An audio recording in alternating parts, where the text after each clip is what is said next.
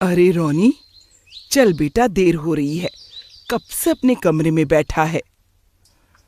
जब से ऑफिस से आया है तब से अपने कमरे में ही बैठा है। क्या करता रहता है ये? अब मुझे क्या पता। रोनी, या व्हाट हैपेंड? कब से आवाज दे रहे हैं तुझे? चल, मंदिर के लिए देर हो रही है, जल्दी कर। ओ माँ प्लीज, मैं कल ही चर्च होकर आया हूँ। वो फादर से मिलने गया था तो। हाँ हाँ, वो तो ठीक है। अच्छा है कि तू चर्च होकर आया है, लेकिन अब मंदिर दर्शन करने में क्या दिक्कत है? अरे दिक्कत विक्कत कोई नहीं है डैड। वो एक्चुअली पंडित जी इतनी शुद्ध हिंदी में बात करते हैं कि मुझे समझ ही नहीं आता। वो आशीर्वाद and all. You guys carry on. Ronit, आज तेरी दादा दादी की तिथि है बेटा, चलना। ओ माँ कम ऑन, मैंने कहा ना, वो पंडित जी जो हिंदी कहते हैं वो मेरे सर के ऊपर से जाती है। आप लोग जाओ, मैं नहीं आ रहा। पता नहीं इसके लक्षण कहाँ गए हैं। हिंदी समझ नहीं आती। अब इसे बताओ। छोड़ो, हम चलते हैं। पहले ही इसकी वजह से देर हो गई है। हाँ चलिए। दिव्या और आकाश अकेले ही मंदिर चले जाते हैं। रोनित उनके साथ आने से मना कर देता है, लेकिन ये पहली बार नहीं था कि ऐसा हुआ था कि रोनित अक्सर अपने माता पिता के साथ जाने में नखरे ही दिखाता था। खाने की टेबल पर बैठे हैं। माँ, give me some bread please. क्या? ब्रेड कहाँ है बेटा यहाँ? अरे रोटी दीजिए। मुझे क्या, आप भी अंग्रेजी में रोटी को ब्रेड भी कहते हैं ना? तो तुझे इतनी अंग्रेजी झाड़ने की क्या जरूरत है? हैं? सीधे से रोटी नहीं बोल सकता? Come on dad, chill. अब आदत है इंग्लिश की तो क्या करूं। पता नहीं सारा दिन क्या क्या करता रहता है, इंग्लिश में बोलता रहता है। घर में हमारे साथ इंग्लिश बोलने की क्या जरूरत है तुझे? इसलिए ही मैं आप लोगों के साथ ज्यादा नहीं बैठता। आपको इंग्लिश के शब्द आते ही नहीं हैं और मुझे इसके बिना चलता नहीं है। तुझे नहीं लगता तो कुछ ज्यादा ही बदतमीज होता जा रहा है? अब मैंने क्या बदतमीजी कर दी आपके साथ? इंग्लिश में बात करना बदतमीजी है क्या? बस बहुत हो गया रोनित, अपनी आदतें सुधार ले, वरना। व्हाट वरना? आप लोग एंजॉय कीजिए खाना, मुझे ऑफिस के लिए लेट हो रहा है। अच्छा सुन, शाम को जल्दी आ जाना। आज तेरी बुआ और नंदोई जी आ रहे हैं।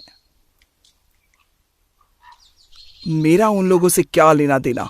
मेरा मतलब है, मैं क्या करूंगा उनके साथ बैठकर? तेरी बुआ है वो, मैं क्या करूंगा मतलब? उनके साथ बैठना, बातें करना, खाना साथ में खाना। Okay okay, chill guys. Hyper होने की जरूरत नहीं है, मैं ट्राई करूंगा कि आ जाऊं। चलो अभी निकलता हूं। हाँ, राधे राधे, बाय।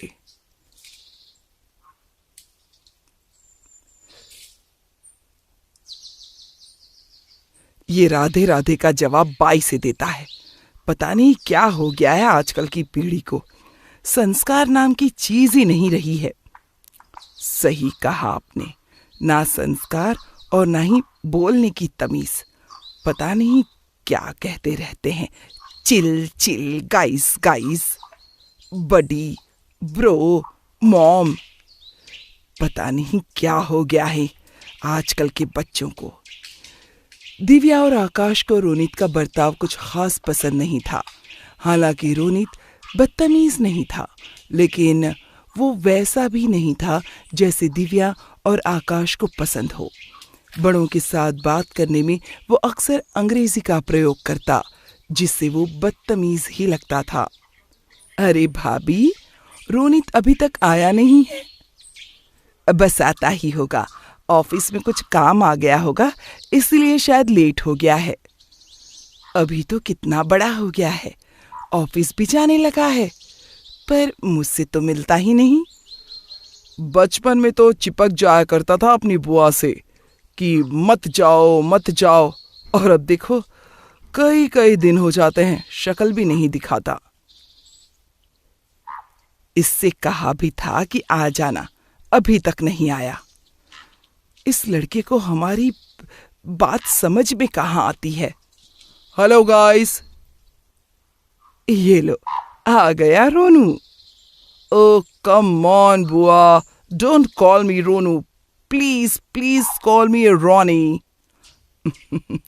ठीक है, आजा अपनी बुआ के पास तो बैठ, तुझसे थोड़ी बातें तो करूं।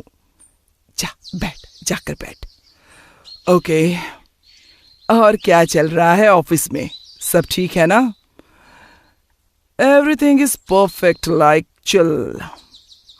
तुझे याद है बचपन में तेरे अमरूद लाया करती थी और तू दौड़ कर आता था और लपक कर खा लेता था। अमरूद मतलब और लपक क्या होता है?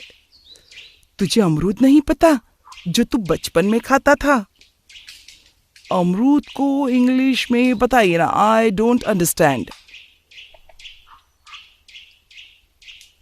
ग्वावा, अमरूद मतलब ग्वावा अमरूद, और लपकना मतलब जंप ऑन। तुझे ये सिंपल से लफ्ज नहीं मालूम? ओ कम ऑन डैड, अब हिंदी में ग्वाओ को अमरूद कहते हैं, मुझे पता नहीं था। काफी बदल गया है ना रोनित? हाँ, ना पैर छुए ना गले मिला, बस हेलो कहा। Okay, I am going to my room guys, आप लोग बैठिए। अरे रुक, देख मैं तेरे लिए मिठाई लाई हूं, तेरी पसंद की, वो तो खाता जा। Oh sweet mom, please spoon में देना मुझे। तो मिठाई कब से स्पून से खाने लगा? पहले तो हाथ से चाट चाट कर खाया करता था। आजकल तो ये लोग रोटी को भी चम्मच से ही खाते हैं शीना। ओके, मैं चलता हूं अपने कमरे में। भैया भाभी, रोनित काफी बदल गया है ना? हाँ शीना, पता नहीं आजकल की पीढ़ी को क्या हो गया है। अंग्रेजी में बातें करते हैं, अंग्रेजी रीत रिवाज, माँ बाप को तो वो कुछ समझते ही नहीं। ऐसा नहीं है भाभी, इसमें इनकी गलती कहाँ है? क्या कह रही हो तुम शीना? इनकी गलती नहीं है तो और किसकी है? हमारी है भैया, हम माता पिता की। हमारी? हम माता पिता तो हमेशा यही कोशिश करते हैं कि हम उनकी अच्छी परवरिश करें। इसमें माता पिता की गलती कहाँ है? भाभी जरा याद कीजिए, जब रोनी छोटा था तब आप उसे क्या सिखाती थी, और भैया आप उसे क्या कहते थे? No no no Ronnie, not चम्मच, इसे कहते हैं spoon. Okay okay mummy. Mummy नहीं बेटा, मॉम कहो, मॉम। अब तुम अंग्रेजी स्कूल में जाने वाले हो, तुम्हें अंग्रेजी के शब्द आने चाहिए। हाँ, इतनी फीस भर रहे हैं, इसके इतने महंगे स्कूल हो गए हैं, इसे घर में भी प्रैक्टिस करवाया करो अंग्रेजी शब्दों की दिव्या। हाँ, आज फादर का भी कॉल आया था कि इनके ओरल एग्जाम शुरू होने वाले हैं, इनसे सारे सवाल अंग्रेजी में ही किए जाएंगे। सुना रोनित, बेटा तुम घर में भी इंग्लिश बोलने की कोशिश करोगे तो जल्दी ही आ जाएगी, फिर आगे चलकर तुम्हें कोई दिक्कत नहीं होगी। Okay papa. No dad, call him dad. Dad. अब जाओ दादी के पास जाओ, मैं तुम्हारे लिए खाना लेकर आती हूँ। ओके। दिव्या और आकाश भी हर माँ बाप की तरह अपने बच्चे को सबसे आगे देखना चाहते थे, इसलिए उन्होंने रोनित का एडमिशन एक अच्छे खासे अंग्रेजी स्कूल में करवाया था। इसलिए वो रोनित को भी कई सारे अंग्रेजी के शब्द सिखाया करते। रोनित अपनी दादी के साथ बैठा है। अरे आजा रोनू, मेरे पास बैठ, मैं तुझे तोते और कौवे की कहानी सुनाती हूँ, ठीक है? हाँ ठीक है दादी। अरे माँ जी, इसे कहिए पैरट और क्रो की स्टोरी सुनाती हूँ। अब ये इंग्लिश स्कूल में जाने लगा है ना, तो इसे इंग्लिश में बात करना आना चाहिए, नहीं तो बाकी सब इससे आगे निकल जाएंगे। अरे वो सब तो ठीक है, लेकिन स्कूल में तो ये अंग्रेजी पढ़ ही रहा है, घर तो इसे हिंदी में ही बात करनी चाहिए। अरे माँ जी, घर में प्रैक्टिस करवाएंगे तो ही तो सीखेगा ना। अरे पर हमारे घर के रीति रिवाज जानना भी तो जरूरी है ना इसे। अरे घर के संस्कार तो सीखता ही रहेगा माँ जी, वो कहाँ भूलने वाला है, पर इसे अंग्रेजी लफ्ज सीखना बहुत जरूरी है। ठीक है, जैसे तुझे सही लगे बहू। हमें तो अंग्रेजी आती नहीं, हम तो बस संस्कार ही देखते हैं जो हमारे बड़े बूढ़ों ने हमें दिए हैं। हाँ हाँ माँ जी, वो भी दीजिए, लेकिन साथ साथ हम इसे अंग्रेजी भी सिखाएंगे।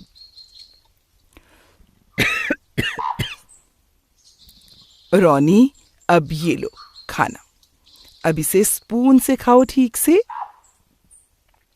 अब ये क्या चौंचले सिखा रही हो, चम्मच से खाना कौन खाता है भला। अरे माँ जी, आजकल के बच्चों को टेबल मैनर्स सिखाने पड़ते हैं, आजकल स्कूल में ये सब सिखाते हैं।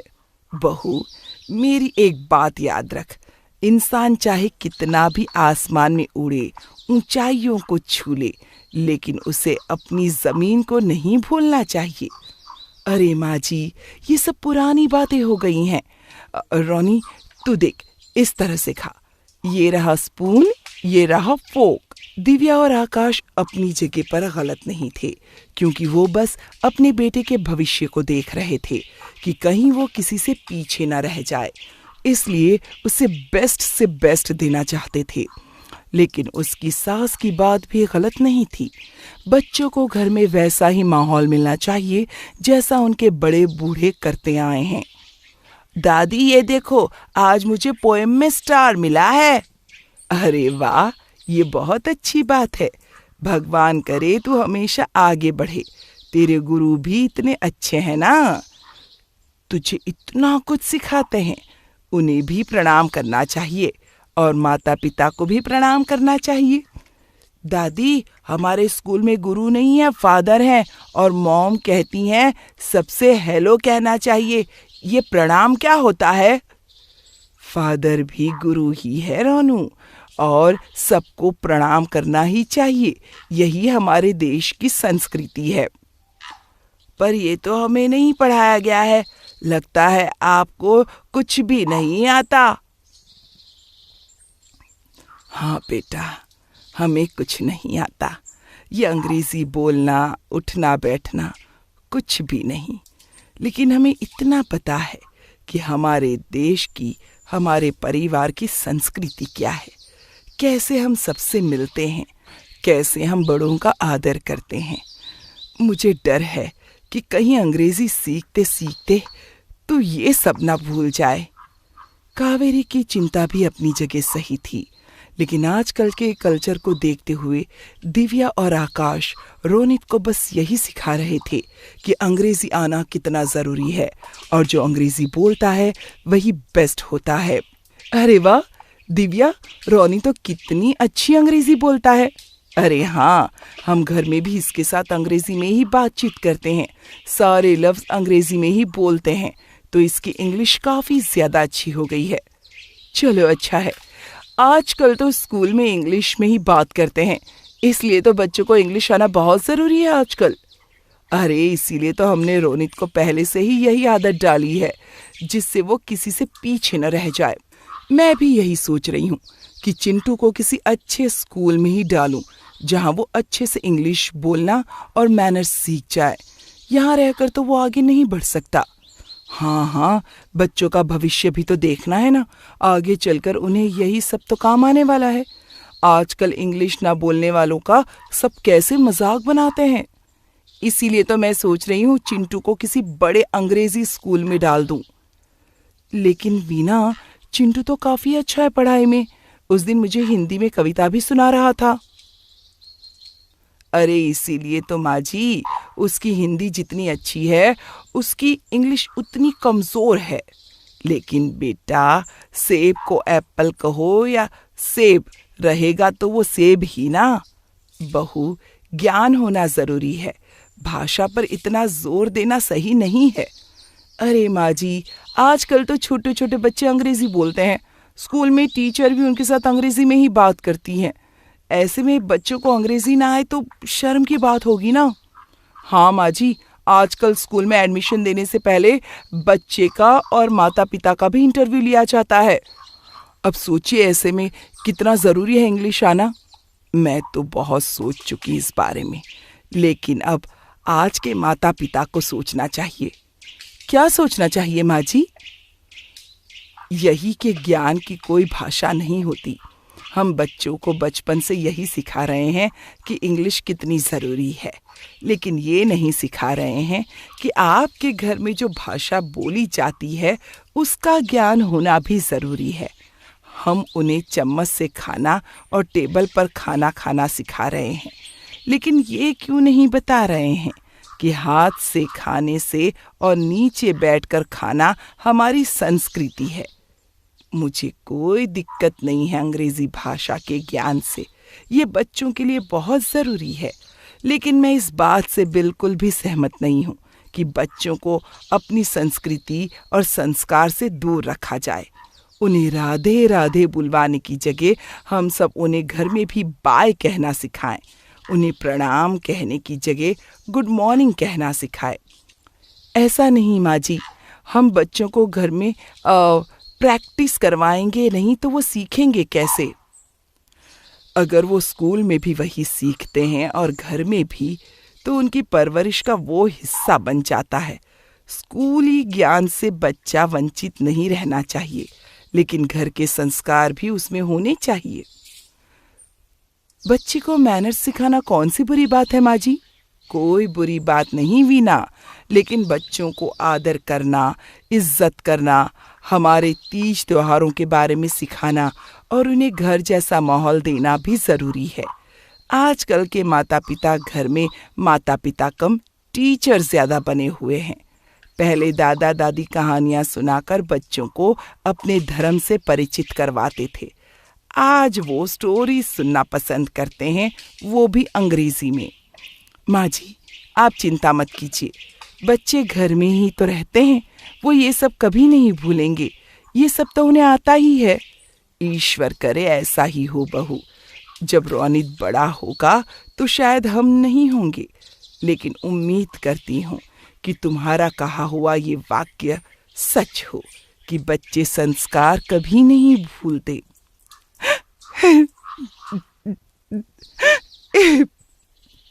हाँ शीना, मुझे सब याद आ रहा है। माँ जी की कही हुई हर एक बात याद आ रही है अब मुझे। वो हम ही माता पिता थे जो बच्चे को ट्विंकल ट्विंकल बोलने पर तालियां बजाते थे, उसे सेब को हिंदी में सेब कहने पर टोका करते थे कि इसे एप्पल कहो। गलती बच्चों की नहीं, माता पिता की है कि वो बच्चों को ये एहसास करवा देते हैं कि इंग्लिश में बात करने वाला इंसान कितना सही और आगे होता है। आज हमारा बेटा जब इन सब बातों को नहीं समझता तो हमें समझ आ रहा है कि हम कितने गलत थे। मुझे ऐसा लगता है कि किसी भी भाषा को सीखना और समझना गलत नहीं, लेकिन अपनी ज़मीन को भूल जाना गलत है। पहले हम ही बच्चों को मैनर्स और इंग्लिश के दाव पेच सिखाते हैं, और वही बच्चे जब बड़े होकर हमारे संस्कार नहीं समझते तो हम उन्हें आजकल की पीढ़ी कह के कोसने लगते हैं। हाँ, सही कहा आपने, गलती हमारी है। नहीं नहीं माँ, गलती हम सबकी है। हमने अपने कल्चर को, अपने संस्कारों को इतना नीचे रख दिया है कि हम भूल गए हैं कि हम असल में हैं क्या। मैंने शीना बुआ की बात को सुन लिया। आई एम सॉरी माँ, हम भी तुमसे माफ़ी मांगते हैं बेटा। रोनित, दिव्या और उसके माता पिता सबको ये एहसास हुआ कि जो बीज बचपन से बच्चों में ढाला जाता है, बच्चे उसी तरह उसमें ढल जाते हैं। इसलिए उन्होंने ये गलती अपनी आने वाली पीढ़ी के साथ नहीं की।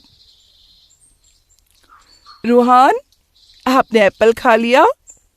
जी माँ। ठीक है, अब जाकर दादा दादी के पांव छू और उन्हें प्रणाम करो। ठीक है माँ। आओ, हम दोनों साथ में चलते हैं। प्रणाम माँ, प्रणाम पापा। प्रणाम माँ, प्रणाम पापा। प्रणाम दादाजी, प्रणाम दादी जी। हमेशा खुश रहो बेटा। अच्छा बताओ, कल स्कूल में क्या सीखा तुमने? दादी, हमें पोएम सिखाई है कल स्कूल में। वाह, वेरी गुड। जब तुम स्कूल से आओगे तो मैं तुम्हें प्रहलाद की कहानी सुनाऊंगी, ठीक है? जी दादी माँ, अब मैं चलता हूँ। बाय। बाय रोहन। राधे राधे। राधे राधे माँ। विकास की बीवी, उसका नाम था किरण। किरण एक ऐसे परिवार से थी जिसके परिवार में उसके पापा और दादाजी जेलर हुआ करते थे। जेलर होने की वजह से वो काफी कड़क मिजाज के भी थे और वही सारे गुण किरण के अंदर भी आ गए थे।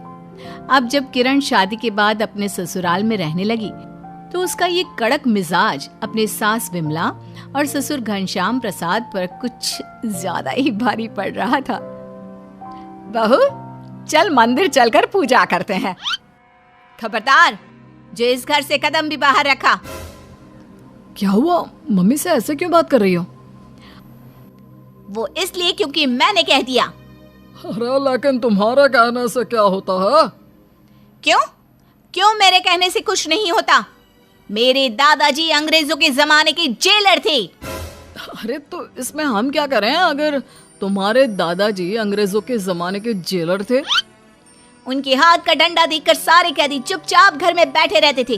किसी की हिम्मत नहीं थी जेल के अंदर भी हलचल मचा ले। अरे तुम्हारी सब बात ठीक है बेटा, लेकिन इसका मेरे मंदिर जाने न जाने से क्या लेना देना? अरे मुझे तो जाने दे। लेना देना है। मैं अंग्रेजों के जमाने के दादाजी की पोती हूँ। सबको उनका हुक्म मानना पड़ता था और आपको भी मेरा हुक्म मानना पड़ेगा। अरे सास मैं हूँ या तुम? आई बड़े हुक्म चलाने वाली। खबरदार, आपने एक कदम भी घर से बाहर रखा, कहा ना अंग्रेजों के जमाने के जेलर की पोती हूँ मैं, तो मैं आपको बाहर नहीं जाने दूंगी। अरे अजीब जबरदस्ती है। विकास, समझाओ ना अपनी बीवी को, हम उसकी कोई बात नहीं मानने वाला। मम्मी जी, प्यार से समझाया तो आपको समझ में नहीं आ रहा। बाहर बहुत ज्यादा तेज धूप है, लू चल रही है, इसलिए मैं आपको जाने से रोक रही थी। अरे तो ये बात तुम दूसरे तरीके से भी तो कह सकती थी ना। बताया ना, अंग्रेजों के जमाने के दादाजी की पोती हूँ मैं, जेलर की पोती। और मेरे तो पापा भी जेलर थे। क्या करूं, ऐसी ही बात करना आता है मुझे। कुछ दिनों के बाद रात के वक्त, इधर आओ ना किरण, मेरे पास तो आओ। तुम तो हमेशा मुझसे दूर रहती हो। खबरदार, जो इस तरह की गुस्ताखी की जेल की सलाखों के पीछे डलवा दूंगी। अरे लेकिन मैंने गलत क्या कहा? तुम बीवी हो मेरी। अंग्रेजों के शासन में लोगों को सिर्फ गुलामी करना सिखाया गया था और इसलिए तुम भी मेरी गुलामी करना सीख लो। वैसे भी दुनिया का हर पति अपनी बीवी का गुलाम होता है। अरे लेकिन अब तुम्हारे पास आने में ये गुलामी वाली बात कहाँ से आ गई? कितनी बार कह चुकी हूँ मैं, अंग्रेजों के जमाने की हूँ मैं। मेरी नसों में अंग्रेजों के जमाने के जेलर का खून बहता है और इसलिए मुझे मेरी गुलामी करने वाले लोग बहुत पसंद है। ये अंग्रेजों के जमाने की बीवी मुझे ही मिलनी थी। इसके साथ तो रोमांस करना भी कितना मुश्किल है। न जाने कब मुझे जेल में डाल दे। अगले दिन, अरे बहू, ये नाश्ते में क्या बनाया है? मुझे पराठे खाने का मन था। मैंने तुमसे कहा तो था कि मेरे लिए पराठे बना दो। अरे चुपचाप खा लो ना, वरना वो अंग्रेजों के जमाने की हिटलर बहू आएगी ना तो डंडे मारेगी। ऊपर से आज रात का खाना नहीं मिलेगा सो अलग। कौन बोला? किसको नाश्ता पसंद नहीं आया? इस घर में जैसा मैं कहूंगी वैसा ही होगा। जो बनेगा खाना पड़ेगा। पापा चुपचाप नाश्ता कर लीजिए ना। अंग्रेजों के जमाने की बहू इधर ही आ रही है, हम सब की खैर नहीं। खबरदार, जो किसी ने किसी के खिलाफ कुछ भी कहा, सीधा तोप के गोले के आगे रखकर हवा में उड़ा दूंगी। अरे लेकिन तोप के गोले तो अंग्रेजों के जमाने में होते थे, आजकल भी होते हैं क्या? अरे चुप हो जाओ ना, तुम्हारी बहू तो अंग्रेजों के जमाने की है, आजकल की होती तो ऐसी बात ही ना करती। कुछ दिनों के बाद घनश्याम का पड़ोसी अचानक जोर जोर से चिल्लाता हुआ झगड़ा करने के लिए उनके घर आ गया। घनश्याम और विमला को समझ ही नहीं आया कि आखिर अचानक उनके पड़ोसी को हुआ क्या है।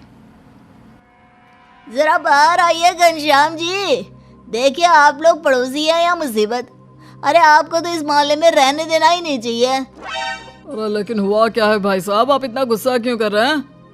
ये देखिए आपके बेटे विकास ने गाड़ी कैसे पार की है, पूरी एक इंच मेरे घर की बाउंड्री की तरफ आ रही है।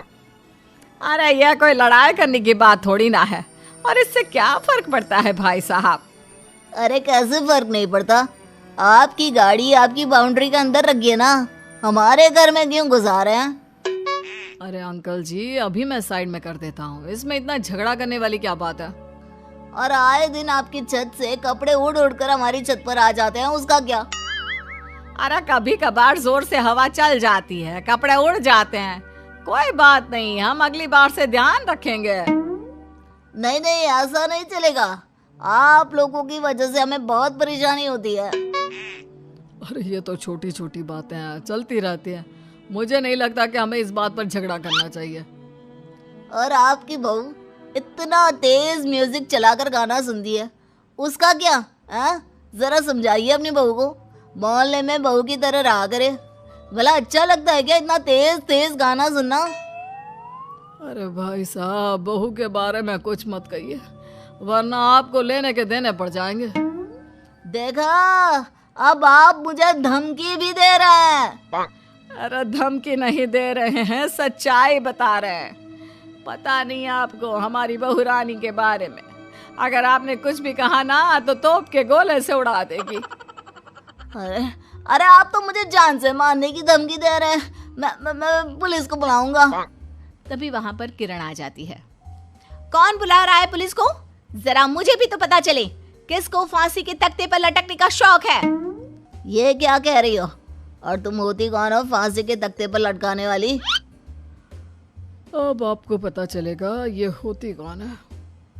आप अपनी सजा खुद तय करेंगे या मैं बताऊं? फांसी के तख्ते पर लटकना पसंद है या जेल की सलाखों के अंदर रहेंगे, या फिर तोप के गोले से उड़ा दूं? अरे ये तो जेलर की तरह बातें करती है। लगता है मेरे परिवार वालों ने आपको बताया नहीं, मैं अंग्रेजों के जमाने की बहू हूं। अगर आपको पता होता तो मेरे परिवार वालों से लड़ाई करने की हिम्मत नहीं करते। किरण की बातें सुनकर घनश्याम का पड़ोसी वहां से भाग जाता है। देखा मम्मी, आपकी बहू कुछ काम तो आई। हाँ, अंग्रेजों के जमाने की बहू सुन सुनकर मेरे तो सर में दर्द हो गया था, लेकिन आज बहुत अच्छा लगा। हाँ मुझे भी ऐसा ही लग रहा है, हमारा पड़ोसी बिना बात ही हमें उल्टी सीधी सुना रहा था, लेकिन अंग्रेजों के जमाने की बहू ने एक बार में ही उसे उल्टा पैर दौड़ा दिया। आज के युग को अगर देखा जाए तो जहाँ जितनी इज्जत सास ससुर की नहीं की जाती, उतनी इज्जत घर में काम करने वाली नौकरानी को दी जाती है। अरे भाई, और दे भी क्यों ना, आखिर वही तो है जो बहुओं का बोझ कम करती है, वरना ससुराल वाले तो काम बढ़ाते ही हैं। इसलिए बहुओं को कुछ भी कह लो, बस उनकी नौकरानी को कुछ ना कहना। वर्षा जो अपने पति के साथ रहती थी या नौकरी भी करती थी, उसके लिए उसके घर में काम करने वाली नौकरानी उसकी सबसे प्रिय थी, क्योंकि वही तो एक थी जो उसका सारा काम और घर अच्छे से संभाल लेती थी। कमला, आज प्लीज़ मेरा कमरा साफ़ कर देना, मुझे तो वक्त ही नहीं मिला साफ़ करने का।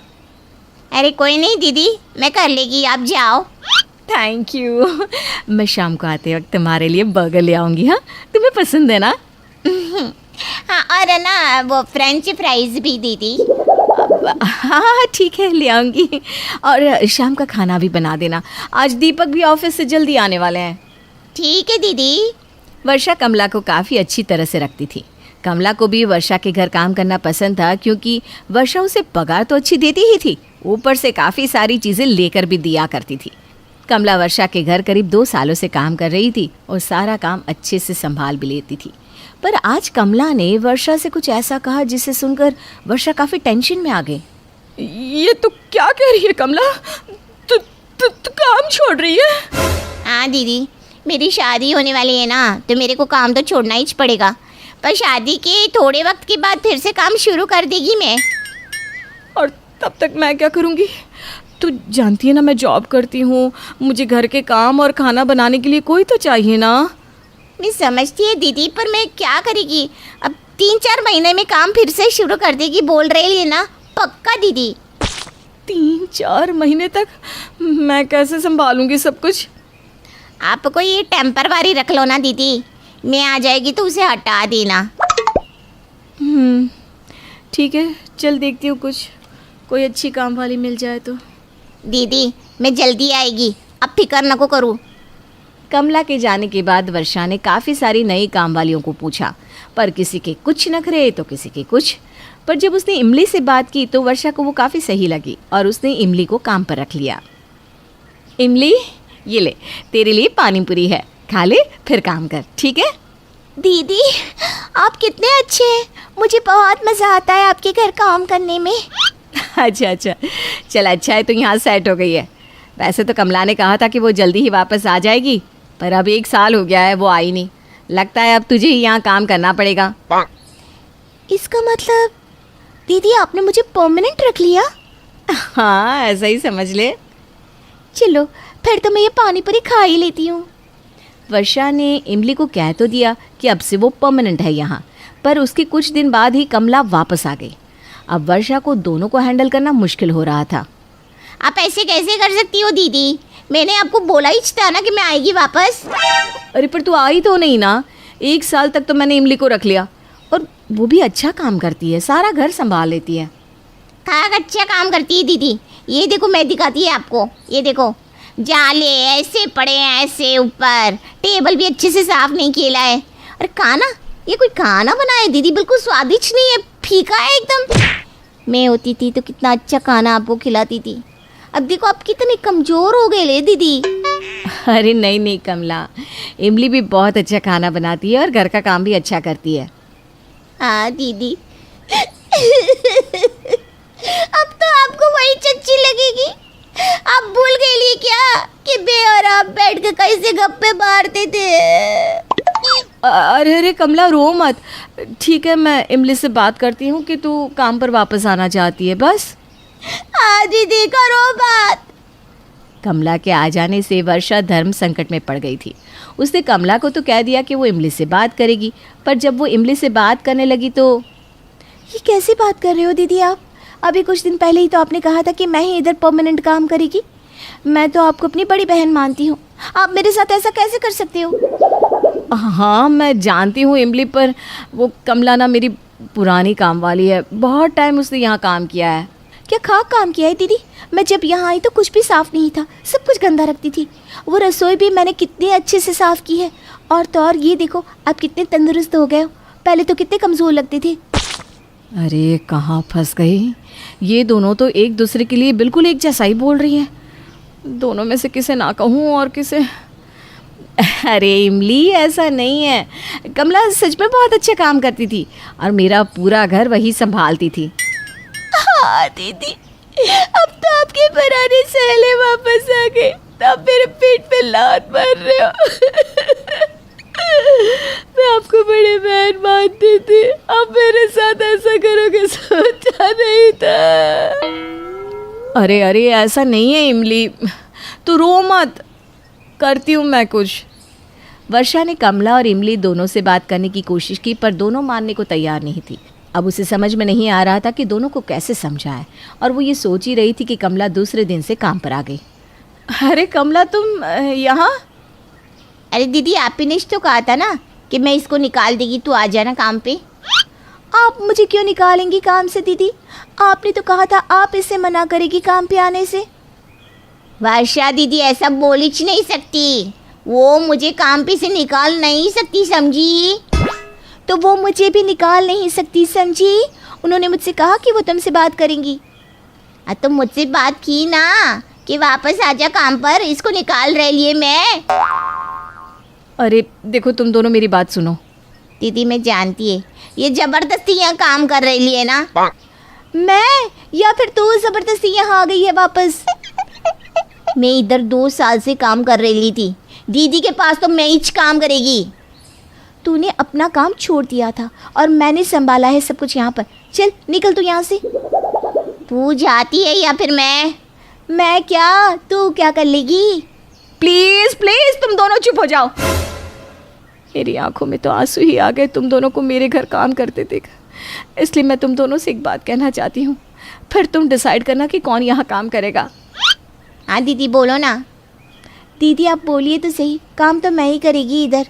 मेरे और मेरे पति की नौकरी चली गई है और जब तक हम दोनों की नई नौकरी नहीं लग जाती तब तक मैं तुम दोनों को पगार नहीं दे पाऊँगी। मुझे पता है तुम दोनों मुझे बड़ी बहन मानती हो। अब बताओ कौन करेगा यहाँ नौकरी?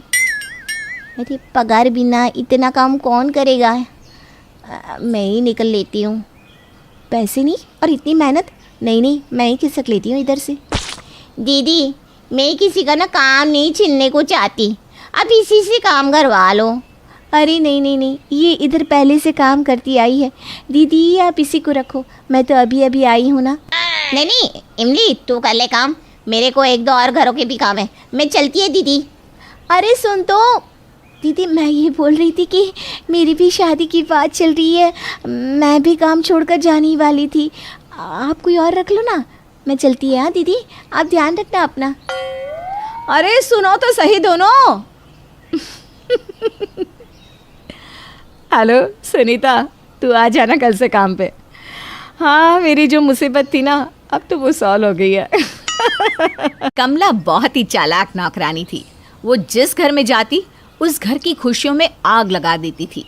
फिर कुछ दिनों के बाद कमला को सरिता नाम की एक औरत के घर में काम मिल जाता है। सरिता की दोनों बहुएं बहुत ही सीधी सादी थी। दोनों बहुओं में खूब आपसी प्रेम भी था। ये देखकर कमला को होती है बहुत जलन। पहला ऐसा घर देख रही हूँ जहाँ देवरानी जेठानी मिलजुल कर रहती हैं। अरे जिस घर में लड़ाई झगड़ा ना हो वहाँ काम करने में मज़ा ही क्या। अब मुझे इन दोनों के बीच आग तो लगानी ही पड़ेगी। फिर एक दिन सरिता की छोटी बहू दिव्या कहीं जाने के लिए तैयार हो रही थी। तभी कमला झाड़ू लगाते हुए उसके कमरे में दाखिल होती है। क्या बात है दिव्या मेम साहब, आज तो आप बड़ी खूबसूरत लग रही हो। सच में आप किसी हीरोइन से कम नहीं लगती। अब रहने भी दे, इतनी भी ज़्यादा तारीफ मत कर। अरे मैं तो हमेशा सच बोलती है, लेकिन इस घर में कुछ ऐसे भी लोग हैं जो आपके बारे में कभी अच्छा नहीं सोचते। कौन है जो मेरी बुराई करता है? अब क्या बताऊं, कल की बात ले लो। आपकी जेठानी पिंकी ने मुझे समोसे बनाने को कहा था। मैंने उनसे कहा कि थोड़े समोसे दिव्या मेम साहब को भी दे दीजिए, लेकिन उन्होंने तो आपकी बुराई की और कहा कि आप तो मोटी भैंस हो, समोसे खाकर और भी मोटी हो जाओगी। और उसके बाद ना वो ज़ोर ज़ोर से हंसने लगी। नहीं, दीदी मेरे बारे में ऐसा बोल ही नहीं सकती। मेम साहब आप ना बहुत भोली हो। भला किसी के मुंह पर कोई उसकी बुराई करता है क्या? बुराई तो पीठ पीछे ही की जाती है। आप ना थोड़ी चालाक बनिए, वरना पिंकी मेम साहब के लक्षण मुझे कुछ ठीक नहीं लगते। कहीं ऐसा ना हो कि एक दिन वो सारी प्रॉपर्टी अपने नाम पर करके आपको घर से बाहर निकाल दी। उसके बाद कमला झाड़ू लगाते हुए कमरे से बाहर चली जाती है। कमला की कही गई बात दिव्या के दिमाग में घूमने लगती है। फिर उस शाम कमला साफ सफाई के बहाने पिंकी के कमरे में पहुंच जाती है और दिव्या के खिलाफ उसके कान भरने लगती है। इस तरह कुछ ही दिनों में कमला उन दोनों देवरानी जेठानी के बीच में नफरत की दीवार खड़ी कर देती है। फिर एक दिन, पिंकी मेम साहब अचानक मेरे घर पर ना मेहमान आ गए हैं। मेरे घर का राशन ख़त्म हो गया है। क्या मैं आपके घर से अनाज ले जा सकती हूँ?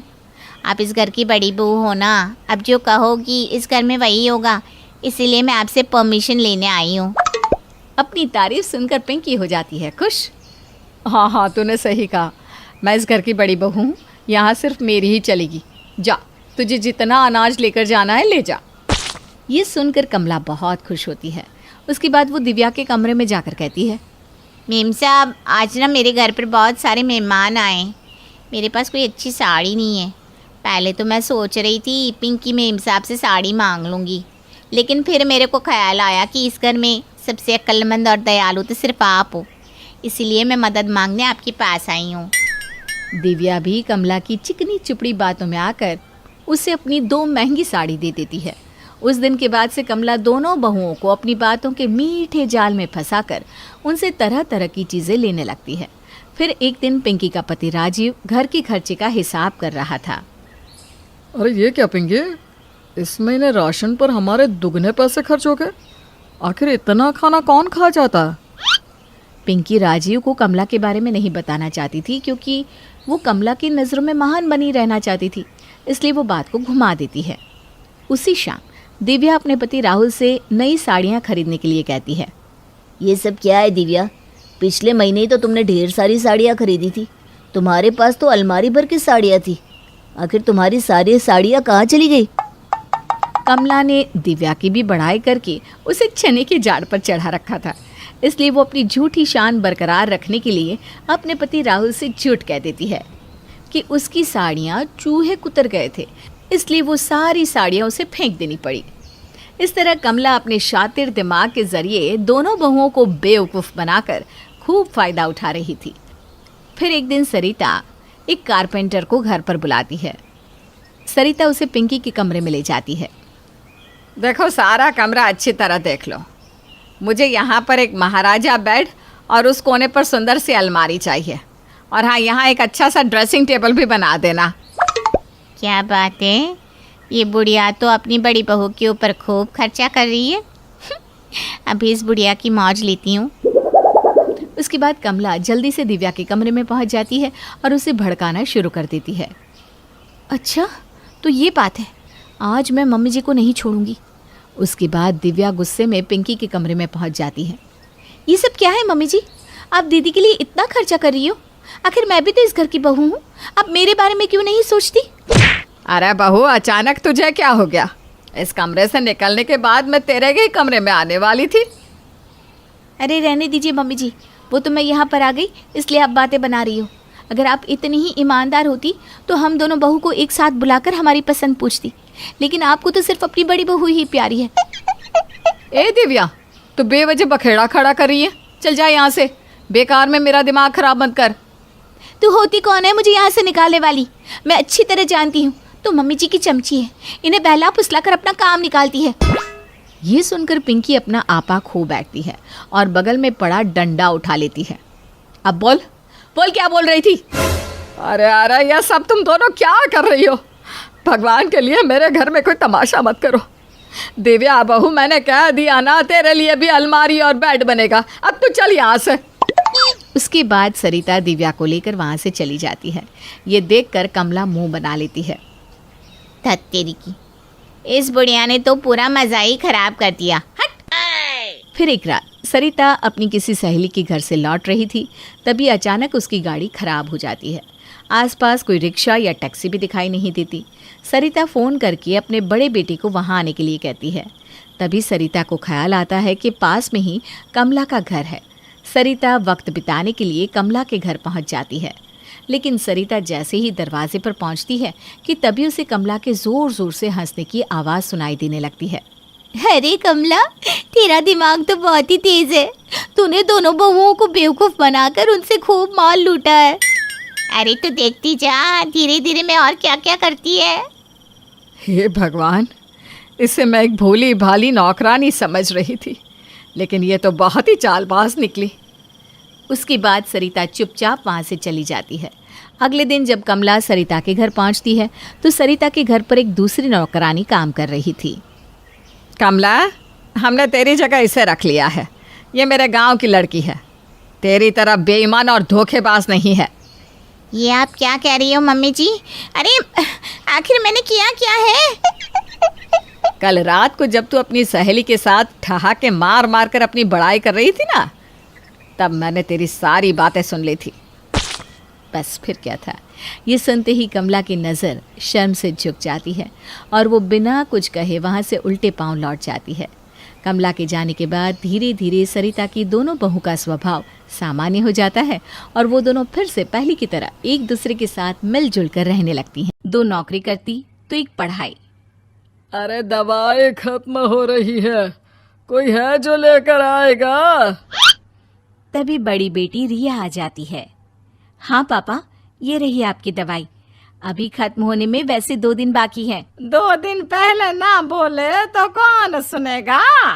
चिल्लाना तो पहले से पड़ता है ना कि सामान खत्म है। अच्छा जल्दी से छोटी चाय बना दे दीदी के लिए। जी माँ। और हाँ, पकोड़े तल लेना, बारिश का मौसम है, मजा आ जाएगा। मैं बाजार से आलू ले आती हूँ माँ, खत्म हो रहे हैं। घर का सारा काम बिल्कुल परफेक्ट चल रहा था।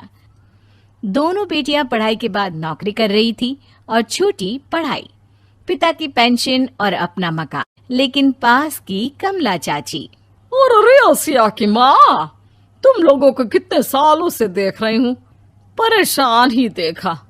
भगवान एक बेटा दे देता तो। अब किसी जन्म का कर्म खराब रहा होगा चाची, जो लड़का नहीं हुआ। वैसे काश एक लड़का हो जाता। पास छोटी बैठकर पढ़ रही थी। वो माँ की बात सुनकर किताब बंद कर देती है और खिड़की में खड़ी हो जाती है। खिड़की के बाहर रवि, जो कि पास ही में रहता है। अरे छुटकी, क्या सारा दिन किताब में नजर गड़ाई रहती है? मैं नकल करना सिखा दूंगा, तू आराम से पास हो जाएगी। आजा, चलना, सब बाहर खेल रहे हैं। तू तो लड़का है, फिर पढ़ता क्यों नहीं? तेरे सर पर तो माँ पिता की जिम्मेदारी भी है ना। कैसी बात कर रही है यार? जिम्मेदारी मेरी नहीं, पिता की है। पिता की क्या जिम्मेदारी, बता। देख, माता पिता लड़की की शादी के लिए पैसा जमा करते हैं, उसकी शादी कराते हैं, उसे पढ़ाते भी है ना? हाँ, वो तो सभी माता पिता करते हैं। क्या लड़की की शादी नहीं करते? उसकी भी तो करते हैं ना। हाँ करते हैं, लेकिन क्यों, कैसे? सुन, वो लड़के को पढ़ाते हैं इसलिए कि वो बुढ़ापे का सहारा बनेगा। शादी करते हैं कि उसकी बीवी आकर घर संभालेगी। लेकिन बेटियों के लिए कोई स्वार्थ होता है? नहीं ना। तभी तो पैदा होते ही मुंह बन जाता है। अब तू सोच, तू किसी के घर जाए और वो तुझे देखकर मुंह बना ले तो कैसा लगेगा? वो तो पागल होते हैं। बेटियां जीवन भर माँ बाप के लिए सोच ले, लेकिन फिर भी वो उसे अपना नहीं मानते। बेटे दिन रात निखट्टू बने रहे, लेकिन उम्मीद उन लोगों से फिर भी बहुत होती है ना? चल छोड़ना, तू ये बता कि किस जिम्मेदारी की बात कर रहा था तू पिता की? अरे यही कि अगर बेटे को बुढ़ापे का सहारा और रिटर्न के रूप में देख रहे हैं तो इन्वेस्ट भी तो अच्छा करना चाहिए ना। छुटकी समझ जाती है कि समाज की सोच क्या है और चाहे जो हो जाए उसे किताब बंद नहीं करनी। तभी वहाँ बड़ी बेटी आ जाती है। माँ, अरे ओ माँ, ये ले मिठाई खा ले। क्या हो गया? लड़का पसंद आ गया क्या कोई? भाई ऐसा हो तो मिठाई ना ही खिला, चली जाएगी तो घर कैसे चलेगा? अरे लड़की को क्या जीवन भर बिठाने का इरादा है? तू बता बेटी, किस चीज की मिठाई खिला रही है, क्या हो गया? अरे पापा, आपको पता है ना, जिस डॉक्टर के अंडर में मैं काम कर रही थी, उन लोगों ने मेरे काम को देखते हुए मेरी स्कॉलरशिप पास करवा दी है। अब अस्पताल में ही क्लास चला करेगी, आगे की पढ़ाई भी और पैसे की कमाई भी। ये तो अच्छी बात है। तू पढ़ जाएगी तो छोटे को भी अपनी राह लगा लेना। बाकी मजली तो वैसे ही ऑलराउंडर है। तीनों बेटियों के बाद भी उन लोगों के घर किसी चीज की कमी नहीं थी। पापा, ये लीजिए कार की चाबी, मैंने आपके लिए कार ली है। अब आप कहीं भी जाएं तो अपनी कार से जाइएगा। अरे क्या जरूरत थी? जितना खर्च करोगी दहेज मांगने वालों के मुंह भी उतने ही खुल जाएंगे। तो हम दीदी की शादी ऐसे घर में करेंगे ही नहीं जहाँ शादी के लिए पैसे मांगने की जरूरत हो। अरे जो खुद खड़ा नहीं होगा वो हम लोगों के कंधे में क्यों शादी करेगा? क्यों पापा? अरे शादी में तो दहेज मैंने भी लिया था, तो क्या मैं तेरी माँ के कंधे पर हूँ? खुद की पेंशन है, बेटियां कमा रही हैं, मजे हैं। बस एक मलाल है कि बेटा नहीं हुआ। पापा, जब आपने बोला कि मजे हैं, मैं तभी समझ गई थी कि अगली लाइन में आप यही बोलेंगे कि मलाल है। कोई बात नहीं पापा, फिलहाल आप ये कार लेकर घुमाओ। माँ तुम भी जाओ पापा के साथ। दोनों पति पत्नी बेटी की दी गई गिफ्ट कार में बैठकर घूमने निकल रहे थे कि पड़ोसी बोल पड़ता है, अरे भाई साहब, नहीं कार, यहाँ तो साइकिल भी बेचने की नौबत है। नजर ना लगाइए भाई साहब, जीवन में कार का सपना पूरा होना हम लोगों के लिए तो बहुत बड़ी बात है। हाँ हाँ, लाखों की कार हम हजारों की कमाई वालों के लिए कहाँ मुमकिन थी, ऊपर से तब जब कोई बेटा भी नहीं है। वैसे भाई साहब, आपकी साइकिल बिक क्यों रही है? भगवान की दुआ से तो आपके 4 लड़के हैं। हाँ हाँ, आपको तो हेलीकॉप्टर से घूमना चाहिए। और खाक हेलीकॉप्टर भाई साहब, अब क्या छुपाना, 2 लड़के तो कुछ कमाते ही नहीं, सारा दिन टीवी मोबाइल में लगे रहते हैं। और बड़े 2 जो किसी तरह जिम्मेदार बने भी हैं, बहू के कहने पर 1 पैसा हम लोगों को नहीं देते, ना इज्जत है ना मान सम्मान। हाँ भाई साहब, भाभी बता रही थी, बहू के होते हुए भी नौकरानी की तरह सारा दिन लगी रहती है घर के कामों में। आप किस्मत वाले हैं भाई साहब, जो बेटियां घर के साथ साथ बाहर का काम भी पूरी जिम्मेदारी से संभाल रही हैं। हाँ वो तो है, लेकिन कब तक? एक ना एक दिन तो ससुराल निकल जाएंगी, फिर तो वही हम दोनों और वही पेंशन। आप लोग भी कौन सा संजीवनी बूटी खा कर आए हैं। चलिए चलिए जाइए, नई कार का मजा लीजिए। अच्छा ऐसा करते हैं, मेरी बहन के घर चलते हैं, काफी वक्त हो गया है मिले। दोनों बहन के घर जाते हैं, जहाँ उसकी बहन और उसका पति बैठकर चाय पी रहे होते हैं। अरे भाई भाभी, आज रास्ता कैसे भूल गए आप लोग? अरे हम तो फिर भी भूल गए, तुम तो कभी नहीं आते हमारे घर। अरे कोई आने का साधन भी नहीं है ना, अब बस से आना हम लोगों के बस की बात तो रही नहीं भाई। अरे दे 2 कार थी आप लोगों की, कहाँ गई? भाभी वो तो जिसकी थी वो ले गया। मतलब? 2 बेटे हम दोनों से अलग हो गए हैं, अपनी कार ले गए, अब हम दोनों अकेले, खुद बनाना खुद खाना। भाई बहन के घर से मिलकर बेटी की गिफ्टेड कार में बैठकर निकल जाते हैं। काश हम लोगों को भी लड़का हो जाता। गांव की एक गरीब किसान हरिया की पत्नी गर्भवती थी। हरिया अपने गर्भवती पत्नी को गांव के कच्चे रास्ते से अस्पताल से दिखाकर घर ले जा रहा था। रास्ते में हरिया की पत्नी इमली को भूख लगने लगी। सुनते हो जी, बहुत जोर की भूख लग रही है, घर से कुछ खाने का भी साथ नहीं लाए, अब क्या करें? अरे तुम काहे चिंता करती हो, यहाँ रास्ते में बहुत सारे फल वाले पेड़ हैं, मैं अभी तुम्हारे लिए कुछ लेकर आता हूँ। कुछ दूरी पर हरिया को केले का एक पेड़ नजर आया। वहां पर 3 केले लगे हुए थे और उसने वहां से केले का गुच्छा तोड़ तोड़ कर अपनी पत्नी को देते हुए कहा, लो भगवान, ये केले खा लो, तुम्हारा पेट भर जाएगा, घर पहुंचकर हम कुछ खा लेंगे। केले तो बहुत ही स्वादिष्ट और मीठे हैं, इन्हें खाकर तो मेरा पेट भर गया। अच्छा हुआ जो तुमने ये केले खा लिए, तुम्हारा पेट तो भर गया। हाँ जी, मुझे अब अच्छा लग रहा है। चलो ठीक है, अब घर चलते हैं। कुछ ही दिनों के बाद इमली के घर में 3 बेटियों का जन्म होता है। बधाई हो हरिया, तुम्हारे घर तो लक्ष्मी की बरसात हुई है, 3 बेटियां हुई हैं। हाँ भाई, बात तो तुम्हारी सही है, लेकिन मैं गरीब किसान 3 बच्चों का पेट कैसे पाल पाऊंगा? अरे बच्चे तो भगवान की देन होते हैं, अगर उनका जन्म हुआ है तो भगवान ने उनकी किस्मत में सब कुछ लिखा ही होगा, तुम काहे चिंता करते हो? हमारी बेटियां अपना भाग लेकर पैदा हुई है, आपको इनकी चिंता करने की कोई जरूरत नहीं है, देखना सब कुछ अपने आप ही कर लेंगी।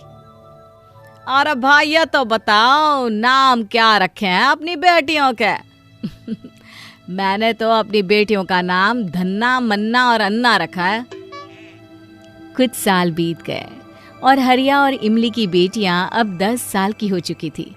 तभी एक दिन हरिया शाम को घर आया और उसने परेशान होते हुए कहा, मेरे बटुए में सिर्फ 100 रुपए थे, वो भी सारे खर्च हो गए, आज शाम के खाने के लिए आटा लेकर आना था, अब क्या होगा। बापू ये देखो, आपके बटुए में और भी पैसे हैं, आपने ठीक से देखा ही नहीं था।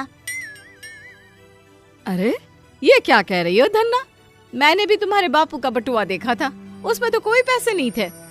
नहीं माँ, ये देखिए, इसमें तो पूरे 200 रखे हैं। अरे वाह, ये तो बहुत अच्छी बात है। आज शाम का सारा राशन इसी पैसों से आ जाएगा, अब कोई परेशानी नहीं होगी। लगता है मैंने कभी पहले पैसे रखे होंगे और अब भूल गया हूँ। कुछ दिनों के बाद इमली ने शाम के खाने में अपने परिवार के लिए खीर बनाई थी और बड़े खुश होकर सबको खीर परोसने के लिए रसोई में गई। लेकिन कुछ ही देर बाद उदास चेहरा लेकर बाहर आ गई। क्या हुआ माँ, आप हमारे लिए खीर नहीं लेकर आई? अरे क्या बताऊं बेटा, मेरे हाथ से खीर का पूरा पतीला नीचे गिर गया, सारी खीर जमीन पर फैल गई। कितनी मेहनत करके बनाई थी। अरे यह क्या किया इमली, इतना महंगा हो गया है दूध, भाव इतने बढ़ गए हैं, बड़ी मुश्किल से पैसे बचा कर लाया था और तुमने सारी खीर फैला दी। अरे बच्चे कब से खीर खाने का इंतजार कर रहे थे। कोई बात नहीं, मैं देख कर आती हूँ खीर के पतीले में थोड़ी खीर बची है या नहीं। अगर थोड़ी भी बची होगी तो हम सब वही खा लेंगे। अरे नहीं ना बेटा, पतीले में कुछ नहीं बचा, सारी की सारी खीर फैल गई है। अन्ना अपनी माँ की बात नहीं सुनती और रसोई में जाकर वापस आती है। जब अन्ना वापस आई तो उसके हाथ में खीर से भरा हुआ पतीला था। ये क्या माँ, आपने हमारे साथ मजाक किया? खीर तो सारी की सारी पतीले में रखी है, चलो हम सब मिलकर खाते हैं। अरे नहीं नहीं, ऐसा कैसा हो सकता है, अभी थोड़ी देर पहले ही तो सारी खीर फैली हुई थी। नहीं माँ, लगता है आपकी तबीयत खराब है, रसोई में तो पानी फैला हुआ है, खीर तो पतीले में सुरक्षित रखी हुई थी। अब सब कुछ भूल जाओ और सबके साथ बैठकर खीर खाओ। आओ माँ। अरे तुम भी ना इमली, बेकार में ही सबको डरा देती हो। अब जल्दी से खीर खिलाओ, मुझसे तो रहा नहीं जा रहा, मुंह में पानी आ रहा है। खीर खाने के बाद अन्ना, मन्ना और धन्ना खेलने के लिए बाहर चली जाती है। उनके जाने के बाद इमली ने हरिया से कहा, आपको नहीं लगता कि आजकल हमारे घर में कुछ अजीब अजीब चीजें होने लगी है? अब क्या अजीब होने लगा है, सब कुछ ठीक ही तो है भाग्यवान। अरे उस दिन आपके बटुए में मैंने अच्छी तरह से देखा था, 1 रुपया भी नहीं था, और फिर अचानक से 200 रुपए निकल आए, और आज खीर का पूरा पतीला मेरे हाथों से गिर गया था। फिर ये खीर कहाँ से आई? अरे लगता है तुम्हें बेकार का वहम हो गया है इमली। हो सकता है उस दिन बटुए में हमने ठीक से देखा ना हो, और आज रसोई में अन्ना ने कहा ना कि पानी फैल गया था। अरे तुम्हारी शायद तबीयत ठीक नहीं है, इसलिए तुम्हें लगा कि खीर फैल गई है। अरे रहने दीजिए, आपको तो मेरी बातों पर भरोसा ही नहीं है। किसी दिन आप खुद ही ये बात आकर मुझसे कहेंगे। और अच्छा ठीक है, रात बहुत हो गई है, बच्चों को घर के अंदर बुला लो और सुला दो। कुछ दिनों के बाद हरिया का पड़ोसी परेशान होता हुआ हरिया के घर आया। अरे हरिया भैया देखो ना, मेरे बेटे रामू की तबीयत बहुत खराब है, उसको बड़े जोरों का बुखार चढ़ा है, दवाई देने के बाद भी उतर नहीं रहा। अरे क्या हुआ रे रामू, कल तक तो बिल्कुल ठीक था, तुमने डॉक्टर को दिखाया या नहीं? हाँ भैया, डॉक्टर को भी दिखाया और दवाई भी दी है, लेकिन फिर भी उसका बुखार है कि उतरता ही नहीं है। अच्छा ठीक है, मैं तुम्हारे साथ तुम्हारे घर चलता हूँ, क्या पता मैं तुम्हारी कोई मदद कर पाऊँ। बापू, मैं भी आपके साथ रामू भैया को देखने चलूंगी। अरे बिटिया, तुम वहाँ जाकर क्या करोगी? मुझे भी भैया को देखना है, वो रोज हमारे साथ घर के बाहर खेलते हैं, अब उनकी तबीयत खराब है तो मुझे उनसे मिलना चाहिए ना। अच्छा ठीक है, चलो तुम भी हमारे साथ चलो। भैया क्या हुआ आपको? अरे बेटा कोई बात नहीं, तुम्हारा भैया जल्दी ठीक हो जाएगा। हाँ, मन्ना रामू का हाथ पकड़कर उसे देखने लगी। अरे बिटिया, तुम गाय उसका हाथ पकड़ रही हो, कहीं तुमको भी बुखार ना आ जाए। नहीं, भैया को कोई बुखार नहीं है, ये देखो उनका शरीर तो बिल्कुल ठीक हो चुका है। अरे मन्ना, तुम अभी छोटी हो, ये सारी बातें नहीं समझती, उसे बहुत तेज बुखार है। नहीं, भैया को कोई बुखार नहीं है, आप खुद ही देख लो। अरे तुम्हारी मन्ना बिटिया तो ठीक कह रही है, हमारे बेटे का शरीर तो बिल्कुल ठीक हो गया है और इसे तो बुखार भी ना है, लेकिन यह अचानक हुआ कैसे? बापू, जैसे ही मन्ना ने मेरा हाथ पकड़ा, अचानक मुझे ठीक लगने लगा और ये देखो, मैं उठकर बैठ गया। हरिया भाई, तुम्हारी बेटी के हाथों में तो जादू है, जादू। इसने तो 1 ही मिनट में मेरे बेटे की तबीयत ठीक कर दी। हमारी बिटिया बहुत भाग्यशाली है, शायद इसीलिए उसके हाथ लगाने से तुम्हारे बेटे का बुखार उतर गया। इसके बाद हरिया अपनी बेटी मन्ना को लेकर घर आ गया और अकेले में जाकर उसने इमली से कहा, इमली, तुम ठीक कहती थी, हमारी तीनों बेटियों में कुछ तो अलग है, अब तो मुझे भी लगने लगा है। क्यों जी? ये बात जब मैंने आपको कही थी तो आपने तो मेरी एक ना सुनी, और आज आपके सामने खुद कुछ हुआ तो आप मुझसे कह रहे हैं। देखो, मुझे पता लगाना होगा कि कहीं हमारी बेटियों में कोई जादुई शक्ति तो नहीं। पर आपको ये बताएगा कौन? गांव के बाहर कच्चे रास्ते पर जो साधु बाबा बैठते हैं ना, बड़े सिद्ध पुरुष हैं। लोग कहते हैं कि उनके पास हर सवाल का जवाब है। हरिया गांव के बाहर साधु बाबा के पास पहुंचता है। क्या हुआ हरिया, कैसे आना हुआ? बाबा जी, कुछ दिनों से मन में एक सवाल बार बार उठ रहा है। मेरी तीनों बेटियों को देखकर ऐसा लगता है जैसे उनके अंदर कोई दिव्य शक्ति है, जैसे उन्हें कोई जादू आता है। बाबा, तुम ठीक कहते हो हरिया। जब तुम्हारी पत्नी गर्भवती थी तो उसने इसी कच्चे रास्ते पर एक केले के पेड़ के केले खाए थे। हाँ, ऐसा ही हुआ था, ये बात बिल्कुल सही है बाबा। वो केले का पेड़ एक बड़े ही पुण्यात्मा साधु ने यहाँ पर लगाया था। उस पर लगने वाले फल बड़े जादुई होते हैं। तो क्या इसका मतलब मेरी तीनों बेटियां जादुई हैं? हाँ हरिया, तुम्हारी तीनों बेटियां बहुत ही जादुई शक्तियों वाली है, लेकिन ये केले का पेड़ एक पुण्यात्मा के हाथों लगा था, इसलिए तुम्हारी बेटियों की शक्तियां हमेशा अच्छे कामों में ही काम आती है और वो आगे चलकर भी इनका कभी गलत उपयोग नहीं करेगी। तो क्या उस पेड़ का फल खाकर कोई भी जादुई शक्तियों को अपना सकता है? नहीं हरिया, ऐसा नहीं है। तुम और तुम्हारी पत्नी ईमानदार और सच्चे लोग हो और इस पेड़ पर 20 साल में एक ही बार फल लगते हैं और फल लगने के 2 घंटे के अंदर अगर कोई इसे खा लेता है तो उसके अंदर भी जादुई शक्तियां आ जाती है। लेकिन उस इंसान का ईमानदार होना बहुत जरूरी है, वरना वो जादुई शक्तियां काम नहीं करती। मुझे नहीं पता था बाबा जी कि ऐसी भी कोई बात होती है। तुम्हारी बेटी अन्ना कितना भी भोजन अपने जादू से पैदा कर सकती है। धन्ना के रहते कभी किसी को पैसों की कमी नहीं होगी, और मन्ना अगर किसी बीमार इंसान को हाथ लगा दे तो वह जल्दी ही ठीक हो जाता है। साधु बाबा की बात सुनकर हरिया बहुत खुश हो जाता है और खुशी खुशी अपने घर लौट जाता है।